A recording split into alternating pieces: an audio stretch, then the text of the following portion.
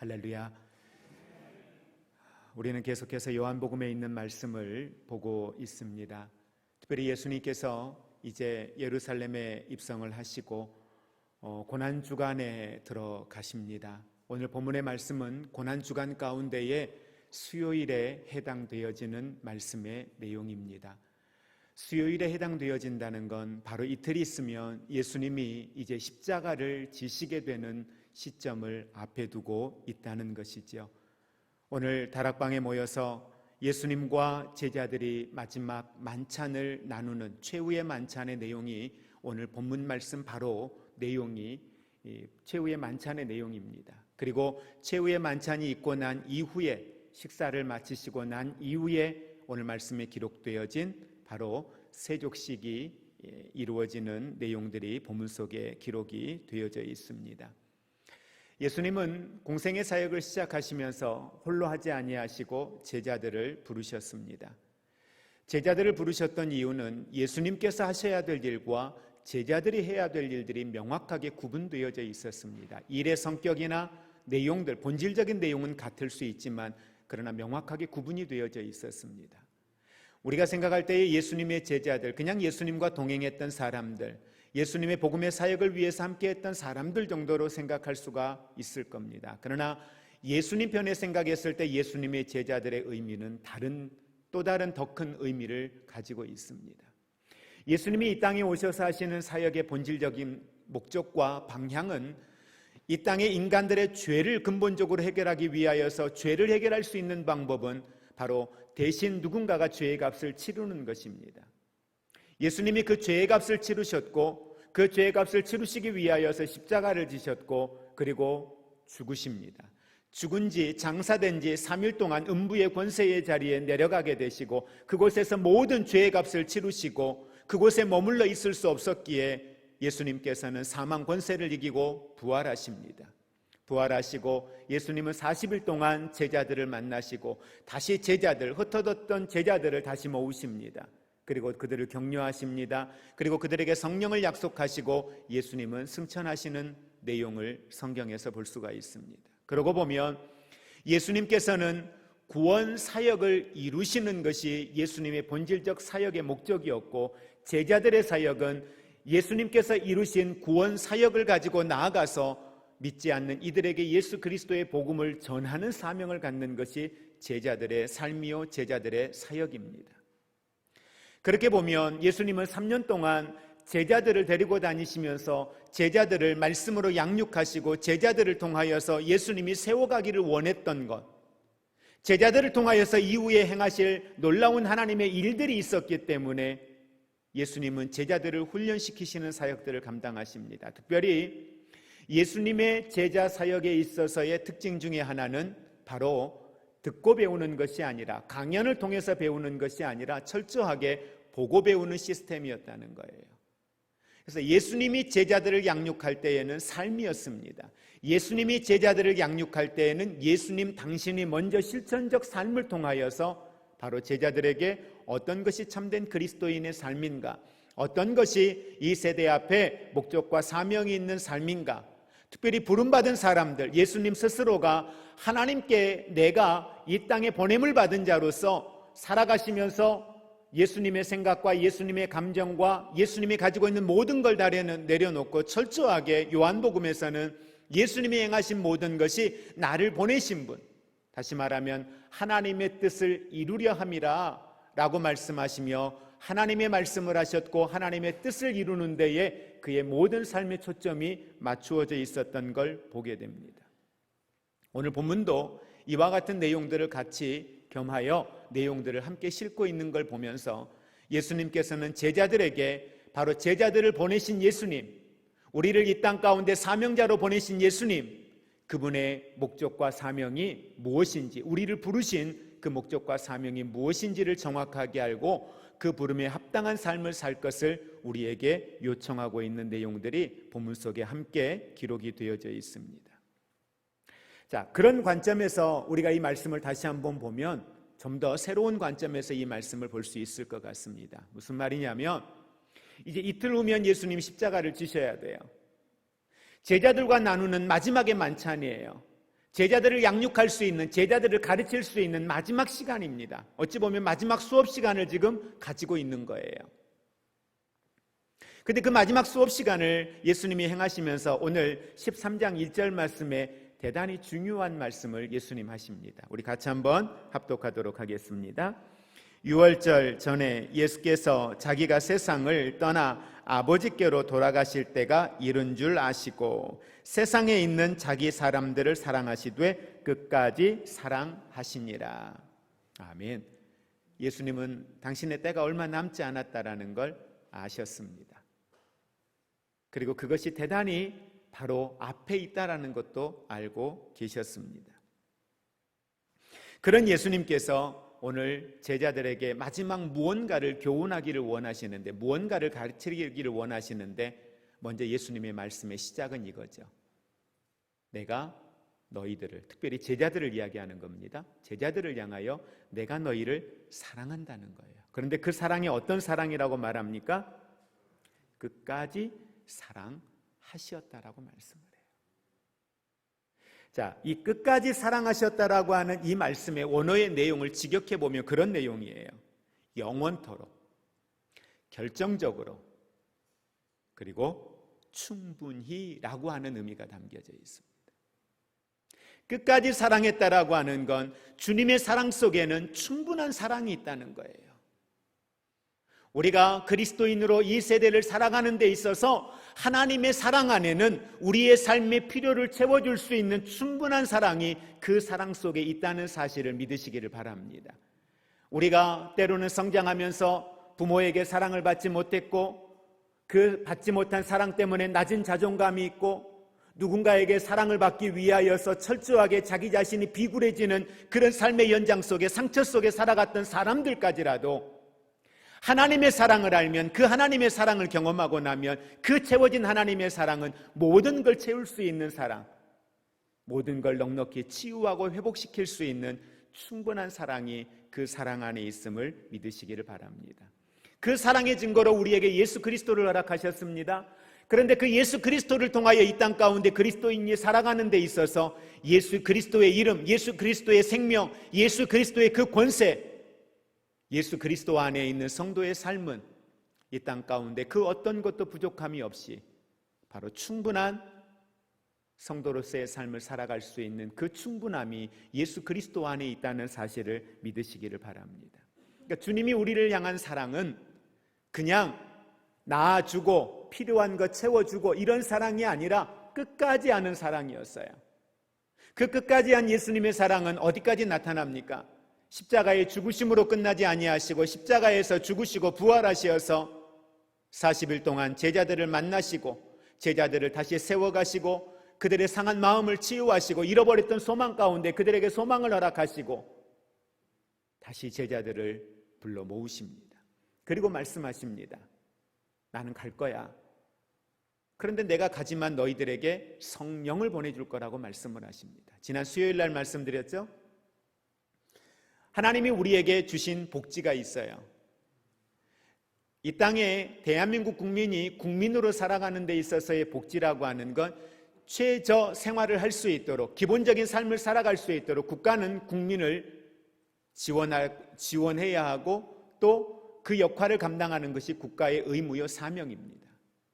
그런데 하나님이 하나님의 백성들인 저와 여러분을 향하여 마련해 놓은 복지 제도가 있어요. 그게 뭐예요? 주님 승천하시면서 우리에게 뭘 보내주시겠다? 성령을 보내주시겠다는 거예요. 그런데 그 성령은 누구예요? 하나님이셔요. 그 성령은 누구셔요? 우리의 필요를 공급하시는 분이에요. 그 성령은 우리를 치유하시는 분입니다. 우리를 회복시키시는 분입니다. 우리에게 감당할 능력과 권능을 주시는 분입니다. 필요한 삶의 지혜를 주시는 분이에요. 그 성령이 내 안에 있고 그 성령이 내 안에 충만하면 우리는 이 세대를 살아가는 데 있어서 결코 부족함이 없을 뿐만 아니라 범사에 그분을 찬양할 수 있고 범사에 그분으로 인하여 기뻐할 수 있고 좌절과 절망과 낙심 가운데 있는 삶의 환경 속에서도 소망 가운데에 주님 한 분을 바라보며 만족하며 살아갈 수 있는 성도의 삶을 살아갈 수 있습니다. 이게 뭐예요? 성령의 능력이에요. 근데 주님이 우리에게 그 성령을 보내주신다는 거죠. 그리고 그 성령을 보내주셨습니다. 여러분, 이것만큼 최고의 복지가 어디 있습니까? 그래서 우리는 이걸 하나님의 나라의 복지, 하나님의 자녀들에게 주신 영적인 신앙의 복지라고 그렇게 이야기를 합니다. 그렇게 주님은 승천하시고 성령을 보내주시고, 그리고 이 땅에 그냥 우리에게 살게 내버려 두시는 것이 아니라 어떻게 하시겠다고 말씀하십니까? 오시겠대요. 뭐하러 오시겠대요? 우리 다시 살리러 오시겠답니다. 우리를 다시 주님의 나라로 데려가시기 위해서 오시겠답니다. 그게 바로 공중재림입니다. 공중재림이 끝나고 나서 7년 대환란이 오죠. 7년 대환란의 때에 믿음의 사람들, 저와 여러분들은 이미 주님 앞에 공중에 들림받아서 그곳에서 함께 있게 될 겁니다. 그리고 주님과 함께 다시 우리는 이 땅에 다스리는 자로, 천년왕국을 이루어가는 다스리는 자로 저와 여러분이 이 땅에 오고 세상의 시스템을 하나님의 나라의 시스템으로 재개편하는 데 있어서 저와 여러분들을 하나님의 거룩한 일꾼으로 사용하실 줄로 믿습니다. 그냥 사랑이 아니었어요. 그냥 필요한 것을 주시는 것으로만 끝나는 사랑이 아니었어요. 끝까지 함께하는 사랑이었습니다. 끝까지 도우시는 사랑이었습니다. 그래서 마태복음 28장 18절 이하에 말씀하시죠. 세상 끝날까지 내가 너희와 항상 함께 있으리라고요. 볼지어다 세상 끝날까지 우리와 함께 있겠다라고 주님 약속하고 말씀하고 계십니다. 자, 그런데 오늘 본문 속에서 우리가 보아야 될 주님이 끝까지 제자들을 어떻게 사랑하셨는가를 정확하게 볼 수 있는 게 하나가 있습니다. 자, 먼저 13장 2절 말씀에 가룟 유다에 대한 이야기를 잠깐 합니다. 이 말씀 우리가 잘 아는 것처럼 사도 요한이 썼습니다. 예수님이 우리를 사랑하신다고 말씀하셨는데 도대체 우리를 어떻게 사랑하셨는가에 대한 내용을 가룟 유다는 이야기하고 싶었어요. 사도 요한은 이야기를 하고 싶었던 거예요. 사도 요한은 그걸 이야기하기 위해서 누구를 먼저 앞으로 끌어옵니까? 가룟 유다를 앞에 데리고 와요. 그리고 가룟 유다의 마음속에 이미 뭐가 있었어요? 마귀가 들어갔고 마귀가 이미 예수님을 팔 생각을 가져다 주었어요. 이미 가룟 유다는 예수님을 어떻게 하면 팔까? 예수님을 어떻게 하면 넘길까? 이 생각밖에 없었던 거예요. 자, 그러면 먼저 가룟 유다는 예수님을 팔기로 이미 마음에 작정한 사람입니다. 또 하나, 예수님께서는 베드로가 예수님을 3번 부인할 것을 알고 계셨습니까? 모르고 계셨습니까? 알고 계셨습니다. 또 하나, 제자들이 예수님께서 십자가를 질 때에 제자들이 다 도망갈 것을 알고 계셨나요? 모르고 계셨나요? 다 알고 계셨습니다. 특별히 사도 요한은 요한복음에서 예수님의 전지하심에 대하여서 계속 이야기를 하고 있어요. 예수님은 알고 계셨어요. 제자들이 예수님을 다 떠날 걸 알고 있었습니다. 가룟 유다가 예수님을 팔 걸 알고 있었습니다. 베드로가 주는 그리스도이시오 살아계신 하나님의 아들이라고 이야기했지만 그가 닭이 울기 전에 나를 3번 부인할 것이라고 하는 것 알고 계셨습니다. 그런데 그 제자들의 발을 씻기시는 거예요. 여러분, 이게 가능합니까?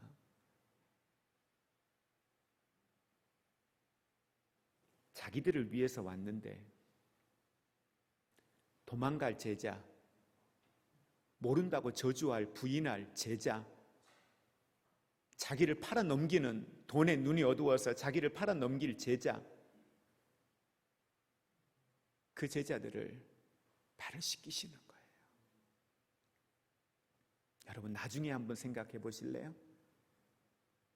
예수님의 제자들이 오늘 성경에 그렇게 말씀하죠. 지금 행하시는 일들을 지금은 너희가 알지 못할 것이지만 이후에는 너희가 깨달을 것이라고 이야기해요.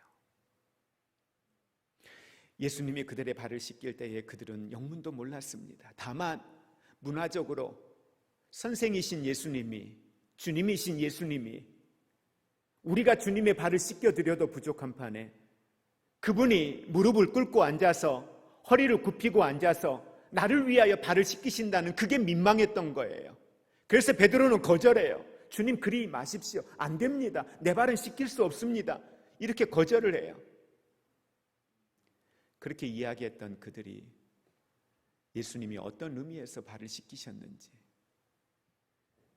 예수님은 이미 베드로가 생각할 때 내가 예수님을 3번씩이나 부인할 걸 아시고도 예수님이 내 발을 씻기셨네. 가룟 유다는 내가 예수님을 팔아넘길 걸 아시고도 예수님은 내 발을 씻겨주신 거네. 제자들이 성령을 받고 난 이후에 보니까 예수님은 내가 당신을 부인하고 당신을 십자가를 지고 가는 그 길에 함께하지 못하고 도망가고 떠나갈 걸 아시는데도 불구하고 예수님이 내 발을 씻기셨네. 이걸 알았을 때 제자들의 기분이 어땠을까요?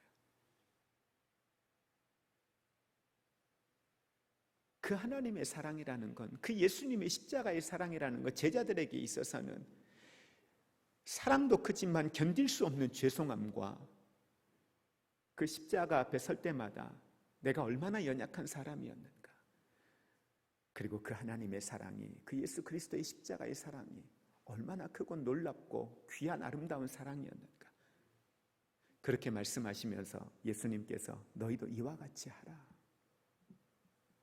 내가 너희를 사랑한 것처럼, 요한복음 13장 34절 이하에 34절 35절에 새 계명을 너희에게 주노니 서로 사랑하라. 내가 너희를 사랑한 것 같이 너희도 서로 사랑하라. 너희가 서로 사랑하면 이로써 모든 사람이 너희가 내 제자인 줄 알리라. 그러니 제자들은 사랑 안 할 수가 없었어요. 그러니 제자들은 자신들의 삶의 현장에 나가서 예수님이 자신들에게 마지막 수업으로 가르쳐 주셨던 이 섬김에 자신을 미워하고 자신을 부인할 수밖에 없는 사람들, 아니 자신을 십자가에 못 박을 수밖에 없는 사람들, 그들을 위하여 무릎 꿇었고 그들을 위하여 발을 씻기셨던 예수님, 그 사랑을 잊을 수가 없는 거예요. 그래서 나중에 제자들을 보면 제자들이 실제 그들의 삶의 현장에서 순교를 당하는 상황 속에서도 그들을 위하여서 복음을 전하는 제자들의 모습을 보게 됩니다. 여러분, 우리가 잘 아는 것처럼 베드로가 십자가를 지는 사건을 여러분 보시기를 바랍니다. 말씀의 결론 부분과 연결시켜서 함께 볼 겁니다.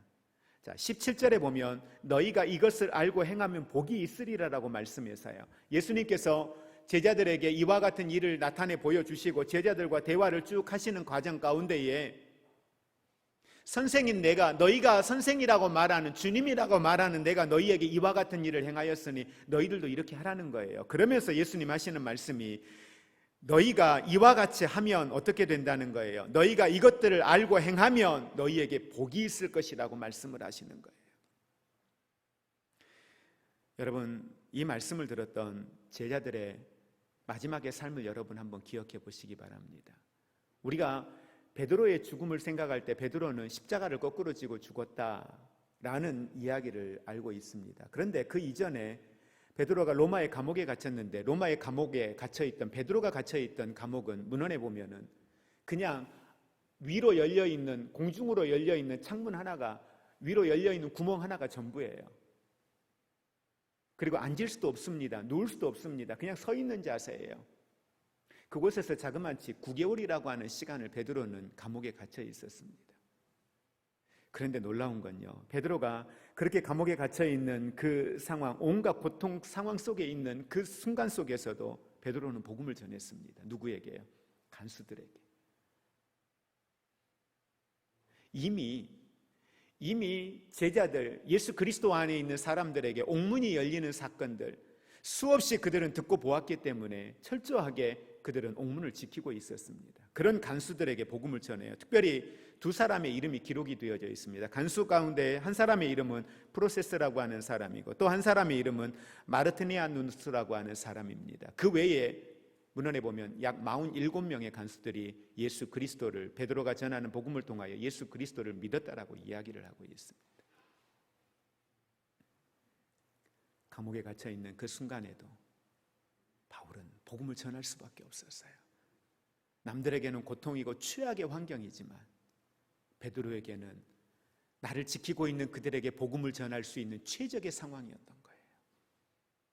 예수 그리스도의 성품을 드러낼 수 있는 최고의 상황이었던 거예요. 그곳에서 베드로는 예수의 생명의 복음을 전합니다. 주님 만져보지 않으면 믿지 않겠다라고 했던 도마는 어디에 가서 순교했습니까? 인도에 가서요. 인도에 가서 복음을 전하다가 순교를 당합니다. 마태는요, 페르시아 지역에 가서 복음을 전합니다. 야고보는 사도행전 12장 1절에 이렇게 말합니다. 그때 헤롯 왕이 손을 들어 교회 중 몇 사람을 해하려 하여 요한의 형제 야고보를 칼로 죽이니. 토백혀서 칼에 의해서 물에 기름에 튀겨서 수많은 사도들이 예수님이 말씀하신 너희도 이와 같이 하라. 복음을 위하여 너희도 이와 같이 낮아지고 자기를 부인하고 십자가의 복음을 전하는 이 일을 위하여 철저하게 내가 죽어지고 오직 주의 사랑 안에서 이 십자가의 복음을 전할 것을 제자들에게 말씀하셨고, 그 말씀을 가지고 제자들은 가서 이와 같이 예수님과 같이 섬기는 자리에, 복음을 전하는 자리에 있었다는 사실을 기억하시기를 주의 이름으로 축복을 드립니다. 결국은 예수님께서 직접 발을 씻겨주셨던 12 제자 가운데 가룟 유다를 제외한 모든 제자들이 초대교회에 복음의 초석을 다졌고, 그들을 통하여서 소아시아 지역과 유럽 지역에 복음이 증거되어지고, 그리고 오늘 저와 여러분에게까지 이 복음이 증거되어져 예수 그리스도를 믿고 예수 그리스도 안에 생명을 가지고 저와 여러분도 이제는 또 다른 곳에 미전도 종족들에게 복음을 전하는 전도자가 되어진 줄 믿으시기를 바랍니다. 여러분, 예수님께서 복에 대한 내용을 사실은 많이 설교하시지는 않았습니다. 그런데 아주 길게 복에 대하여 이야기하셨던, 가장 많이 복에 대하여 말씀하셨던 곳이 어디이죠? 산상수훈에 나와 있죠. 산상수훈에서 팔복에 대하여 예수님이 말씀을 하십니다. 그리고 예수님이 복에 대하여 이야기할 때 주는 자가 복이 있다라고 말씀을 하셔요. 그 다음에 오늘 말씀은 뭐예요? 섬기는 거예요. 나를 철저하게 낮추고 섬기는 자, 그가 바로 복이 있대요. 여러분, 오늘 저와 여러분들이 이 세대 앞에 참된 복된 사람이 되기를 원합니다. 복이 있는 자가 되기를 원합니다.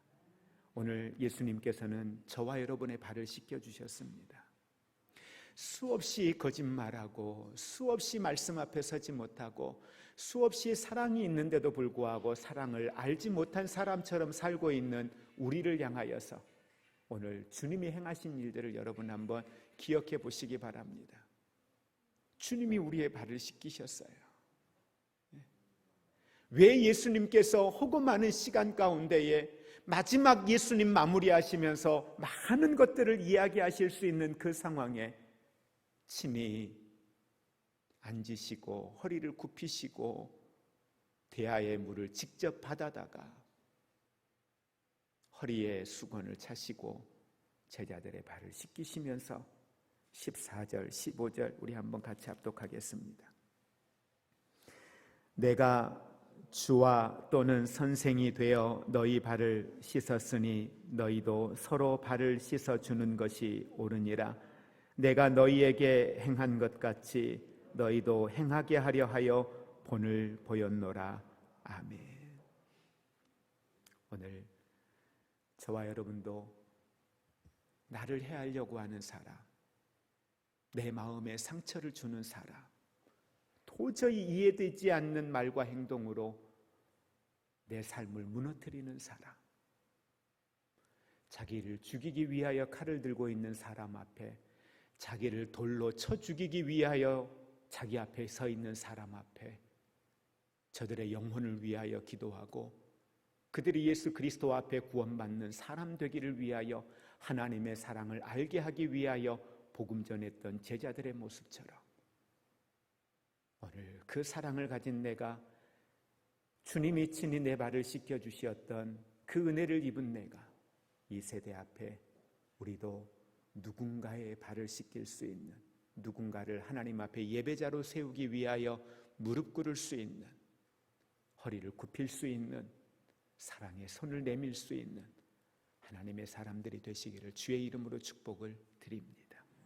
이제는 우리 주 예수 그리스도의 은혜와 하나님 아버지의 사랑하심과 성령님의 교통하심이, 나를 향하신 하나님의 사랑이 얼마나 크고 나를 향하신 하나님의 사랑이 얼마나 충분한지, 그 사랑 안에 오늘 내가 머물기를 원하며 그 사랑을 내 삶을 통하여 주님이 행하신 실천적인 사랑의 삶으로 나도 그렇게 주의 성품을 내 삶을 통하여 드러내며 살기 원합니다. 고백하는 모든 성도들 위해 이제로부터 영원토록 함께 있을지어다. 아멘.